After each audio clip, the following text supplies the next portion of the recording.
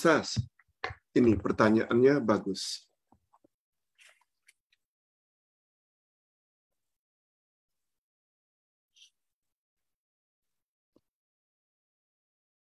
Bolehkah kita, Pak Ustaz, memohon ampunan? Mohon ampunan Allah Subhanahu wa taala terhadap dosa-dosa kita di atas kuburan Nabi Muhammad sallallahu alaihi wasallam. Kalau tak salah Ustaz sudah jawab pertanyaan ini mungkin setahun yang lalu. Yaitu ayat 64 dari surat An-Nisa. Ada ustaz yang mendakwa berdasarkan ayat ini kita boleh minta walaupun baginda Rasul sallallahu alaihi wasallam telah wafat. Sebab ayat ini berbunyi, bila kamu berdosa, kamu datang pada Nabi, lalu Nabi pun memohon pada Allah agar Allah ampunkan dosa-dosamu, maka dosamu pun akan habis, diampuni oleh Allah. Ustaz bacakan ayatnya supaya pasti. A'udzubillahi minasyaitonirrajim. Wa ma arsalna mir rasulin illa liyuta'a biiznillah. Walau annahum idz zalamu anfusahum ja'uka fastaghfirullah wastaghfara lahumur rasul lawajadullaha tawwabar rahimah. Dan kami tidak mengutus seorang rasul pun. Tidak, kata Allah, kami tidak mengutus seorang rasul pun melainkan untuk ditaati dengan izin Allah. Betul lah. Sebagaimana kaedah yang disampaikan oleh Imam Az-Zahabi, minallahir risalah wa 'ala rasulil balaghu wa 'alaina taslimu. Adalah menjadi otoriti atau hak Allah mengutus rasul. Adalah kewajiban rasul menyampaikan pada umat dan kewajiban umat ikut saja, patuh saja apa yang rasul suruh. Yes, itu prinsip.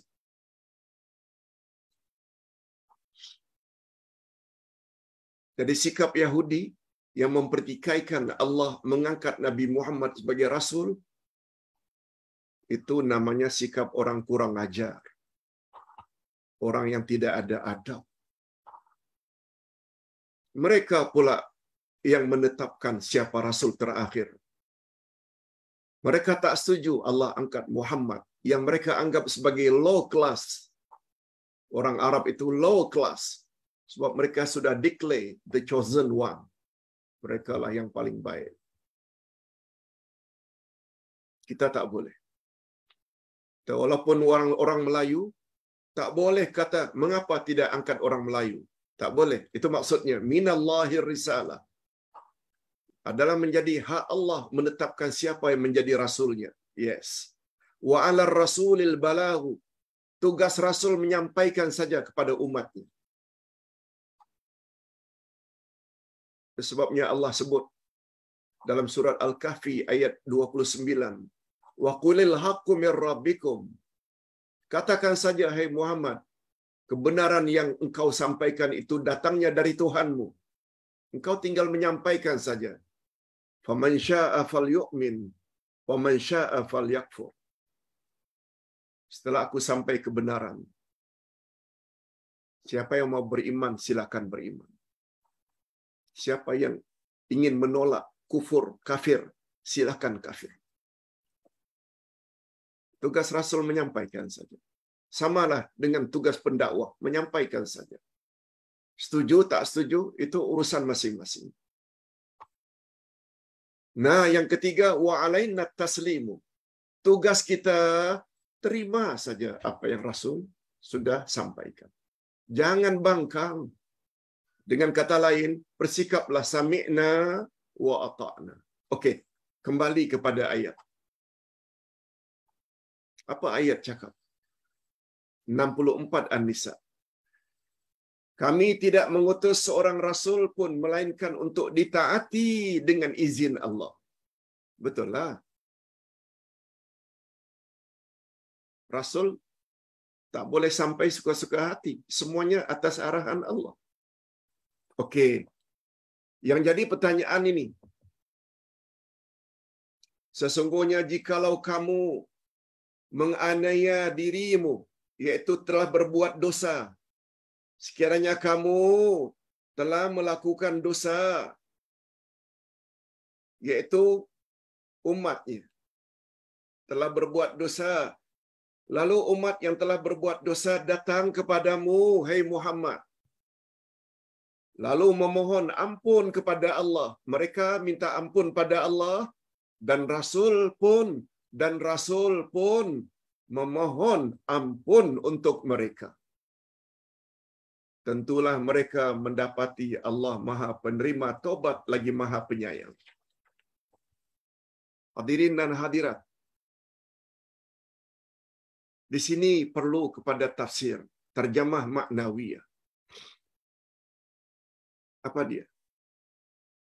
Orang-orang yang berdosa di zaman Rasulullah sallallahu alaihi wasallam, termasuk Abu Sufyan tadi yang kita cerita, berdialog dengan Ka'ab bin Ashraf Yahudi. Itu orang berdosa besar, setaraf dengan Abu Jahal, Abu Lahab, Abu Sufyan. Tapi akhirnya beliau menemui Rasul, rela hati memeluk Islam, minta ampun kepada Allah. Dan Rasul pula ketika itu berdoa pada Allah, ampunkanlah dosa Abu Sufyan. Yes. Ayat ini kata semua ulama tafsir berlaku ketika baginda masih hidup. Bukan setelah baginda wafat. Itu sebabnya ustaz yang mendakwa, kita bila pergi umrah atau haji, jangan lupa pergi ke Masjid Nabawi, ziarah kubur Nabi, buat pengakuan kepada Allah, minta ampun, dan juga minta kepada Nabi dalam kuburnya supaya minta ampun kepada Allah. Ini adalah tafsiran yang salah.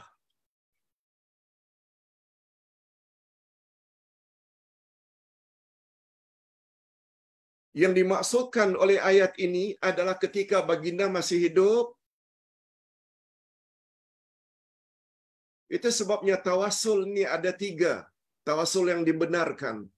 Bertawasul dengan nama-nama Allah, bertawasul dengan amal-amal saleh, dan tawasul melalui doa orang yang masih hidup. Kata jemaah, Pak Ustaz, tolong doakannya supaya perjalanan kami umrah minggu hadapan selamat pergi dan balik, dan umrah kami diterima oleh Allah. Ustaz pun doa. Pak Ustaz, boleh tak tolong doakan supaya ibu saya yang sakit dah koma dah seminggu dah, supaya dia sedar balik. Ustaz doa. Pak Ustaz, boleh tak tolong doakan anak-anak kami supaya terang hatinya, lulus dengan cemerlang dalam ujiannya. Ustaz pun doa. Hukumnya boleh, tapi dengan syarat yang berdoa itu masih hidup. Bukan hanya dari orang bawah kepada atas, murid kepada ustaznya. Ustaz juga boleh minta supaya murid doakan. Yang penting masih hidup. Murid-murid, jemaah sekalian, tolong doakannya Mudah-mudahan acara peresmian Masjid Tahfiz Fatimah Az-Zahra 26 hari bulan ini lancar hendaknya. Tolong doakan. Murid-murid sekalian, tolong doakan kesehatan Ustaz. Boleh? Yang penting masih hidup. Sebab Umar bin Khattab pernah minta izin pada Nabi ketika akan pergi umrah. Ya Rasulullah, saya bercadang tak pergi umrah. Bagaimana pandangan Tuan ya Rasulullah?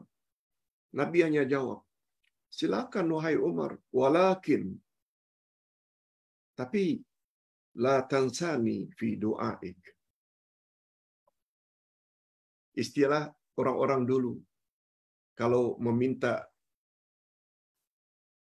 lagu permintaan, la tansani fi du'aik. Jangan lupakan daku dalam doamu. Yes. Zaman-zaman muda dulu kan kita selalu dengar itu. Jangan lupakan daku dalam doamu. Rasul cakap pada Umar, silakan pergi umrah, tapi jangan lupa ya, doakan untuk aku, kata Rasul, sesampainya di Mekah. Betul tak kedudukan Nabi Muhammad lebih tinggi daripada Umar? Yes. Ini kata para ulama, dibolehkan. Bukan saja murid kepada gurunya, guru juga boleh minta supaya murid-murid doakan dia. Nah, jadi Ustaz kira jelas bahwa maksud ayat itu ialah orang-orang yang berdosa memohon pada Allah ampunan, juga minta Nabi tolong doakan agar Allah ampun bagi pihak mereka. Bukan setelah baginda wafat. Di sini perlunya kita kepada tafsir yang dipanggil dengan terjemah maknawiyah. Okey, kita tambah lagi 1-2 pertanyaan. Pak Ustaz, betulkah salat sunat mutlak itu boleh kita lakukan hanya 1 rakaat? Mohon pencerahan Pak Ustaz. Iya. Hadirin dan hadirat, Ustaz ada buat buku tebal juga, 350 muka surat, yang Ustaz namakan Himpunan Salat Sunat Nabi Muhammad sallallahu alaihi wasallam. Lengkap dengan dalil-dalilnya. Satu di antaranya yaitu salat sunat mutlak. Mutlak maknanya bebas. Seseorang yang apabila salat tanpa menyebut berapa rakaat, Allah dalam hati, aku melakukan salat sunat mutlak karena Allah Ta'ala. Tanpa menyebut berapa rakaat, dia boleh buat 7 rakaat ke sekaligus, 10 rakaat ke, 100 rakaat ke, atau 1 rakaat, bebas. Itu namanya mutlak. Cuma dia tak boleh dilakukan pada waktu-waktu haram. Habis subuh, tak boleh. Sampai waktu duha atau terbit matahari. Habis asar, tak boleh. Sampai terbenam matahari. Atau ketika matahari sedang tegak. Itu 3 masa yang kita haram melakukan salat sunat mutlak. Lain halnya salat sunat bersebab. Itu lain. Salat tahiyatul masjid boleh. Walaupun jam 7 petang. Sebab kita masuk masjid. Belum lagi, itu kan sudah asar. Belum lagi maghrib. Maghrib 10 minit kemudian. Boleh. Sebab tahiyatul masjid termasuk salat sunat bersebab. Sebab untuk menghormati masjid. Salat mutlak tidak. Antara maghrib dengan isyak, boleh buat berapa rakaat pun salat sunat mutlak. Begitulah seterusnya. Dan terakhir, pertanyaan terakhir. Bagaimana pendapat Uday tentang ucapan salam Jumat, salam tahajud salam subuh. Kalau kita tidak bercakap salam ini, kita mesti merujuk pada ayat Quran. Fa idza hayyitum bi tahiyyatin fahayyu bi ahsana minha aw rudduha. Bila kamu diberi penghormatan dengan suatu penghormatan, maka jawablah penghormatan itu dengan penghormatan yang lebih baik atau sama saja. Ketika menjelaskan ayat itu, Rasulullah sallallahu alaihi wasallam mengajar.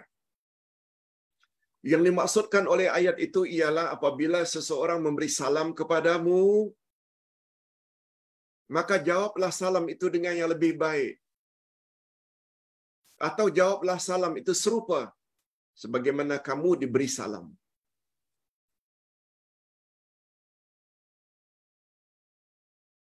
Maksudnya, bila orang beri salam, Assalamualaikum, selamat sejahtera untuk kamu, jawablah yang lebih baik, Assalamualaikum warahmatullahi. Mudah-mudahan kamu juga diberi oleh Allah keselamatan dan rahmatnya, kasih sayangnya. Itu maknanya lebih baik, ada tambahan warahmatu. Assalamualaikum warahmatullahi, jawab yang lebih baik, Waalaikumsalam warahmatullahi wabarakatuh. Atau jawablah dengan jawaban yang serupa, Assalamualaikum, Waalaikumsalam, boleh? Itu namanya serupa. Assalamualaikum warahmatullahi, Waalaikumsalam warahmatullahi, itu namanya serupa. Persoalan, kepada siapa kita disuruh beri salam? Pada manusia atau kepada waktu? Assalamualaikum. Keselamatan ke atas kamu. Bukan kita memberi salam pada waktu. Bukan memberi salam pada masa. Salam Jumat. Salam subuh. Salam tahajud. Salam-salam seperti itu tak pernah datang dari Nabi. Dengan kata lain, bercanggah. Tolong, siapa yang dah biasa memberi salam hormat setiap pagi Jumat, salam Jumat, setiap subuh, salam pagi, salam subuh, tahajud, salam tahajud. Itu maknanya menunjukkan salam itu kepada masa. Mana alaikum?